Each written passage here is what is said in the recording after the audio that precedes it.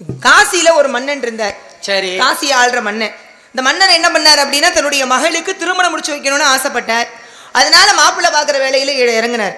இந்த பெண்ணுக்கு ஆசை இல்லை திருமணத்துல. அப்பா கூப்பிட்டு சொன்னா அப்பா எனக்கு இப்போதைக்கு திருமணம் வேண்டான்னு மறுத்தா. அப்பா பார்த்தாரு, அது எப்படிமா கல்யாணம் முடிச்சுக்கோ, எனக்கும் பேர குழந்தையெல்லாம் பார்க்கணும்னு ஆசை. அப்பா நான் கல்யாணம் முடிச்சுக்கிறேன், திருமணம் முடிச்சுக்கிறேன்.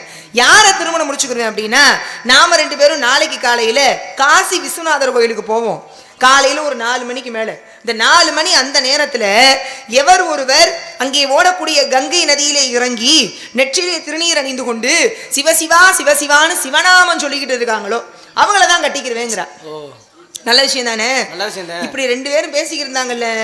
2 பேரும் பேசிக்கிருந்தத இந்த அரண்மனைக்கு திருட வந்த ஒரு திருடன் கேட்டுட்டான். திருடன் கேட்டான். ஆமா சரி. அவன் வந்தது திருடுறதுக்கு வந்தான். ஆமா. இளவரசி ராஜாவும் பேசிக்கின்றதை கேட்டுட்டான். ஆகா நம்ம கொஞ்சமா திருடலான்னு வந்தோம். இந்த பெண்ணு சொல்றது மாதிரி நாளைக்கு 4 மணிக்கு காலையில போய் கங்கையில இறங்கி நெற்றில திருநீரிட்டுக்கிட்ட சிவசிவான்னு சொன்னா இந்த இளவரசி நம்மளை கட்டிக்கிடுவாளாமே. இவளே நம்மளை கட்டிக்கிட்டா இந்த நாட்டுக்கே நம்ம தானே மண்ணு, வேற என்ன வேணும் அப்படின்னு நம்மளால 12 மணிக்கே கிளம்பி போயிட்டான். ஆமா காலையில 4 மணிக்கு தான் இருந்தாலும் இளவரசியை கிடைக்க போறாளே. 12 மணிக்கெல்லாம் கிளம்பி போய் அந்த குளூர்ல கங்கையில இறங்கி நெத்தியில திருநீரிட்டுக்கிட்டு சிவசிவா சிவசிவான்னு சொல்லிக்கிட்டே நின்றா. மன்னனும் இளவரசியும் காலையில் அதிகாலை 4 மணிக்கு கோயிலுக்கு போனாங்க. போய் பார்த்தா இந்த திருடன் உள்ள இறங்கி சிவசிவான்னு சொல்லிக்கிட்டு இருந்தா. மன்னனுக்கு மகிழ்ச்சி. ஆஹா நம்ம மகளுக்கு மாப்பிள்ளை கிடைச்சிட்டான். நம்ம அவ சொன்ன மாதிரி நிபந்தனைகளோடு மாப்பிள்ளை கிடைச்சிட்டாரு, சிவனடியாரே மாப்பிள்ளையா கிடைச்சிட்டாருன்னு கரையில் நின்று சிவனடியாரே கரையேறி வாருங்கள், என்னுடைய மகளை திருமணம் முடித்துக் கொள்ளுங்கன்னு கூப்பிடுறாரு.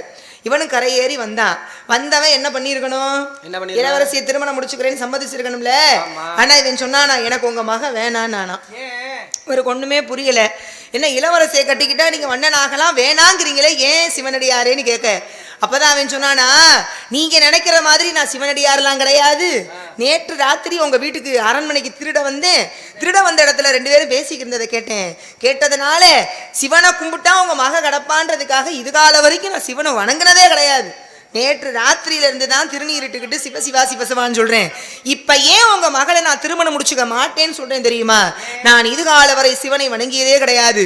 நேற்று ஒரு பொழுது ஒரு ராத்திரி சிவனை வணங்கியதால் சிவநாமம் சொன்னதால் உங்க மக எனக்கு மனைவியாக கிடைச்சு இந்த நாட்டுக்கே நான் மன்னன் ஆகிறேன்னா என் வாழ்க்கை முழுக்க நான் சிவசிவா சிவசிவான்னு சொன்னா எனக்கு இன்னும் எவ்வளோலாம் கிடைக்கும்னு நினைச்சேன். அதனால உங்க மக எனக்கு வேணாராம். பாத்துக்கங்க என்னத்தை மனசுல. அப்ப ஒரு பொழுது சிவசிவான்னு சொன்னவனுக்கு அந்த உயர்ந்த பதவினா நம்ம வாழ்க்கையில சிவசிவான்னு சொல்றதுக்கு தான் அந்த வாயே கொடுத்துருக்கிறாரு.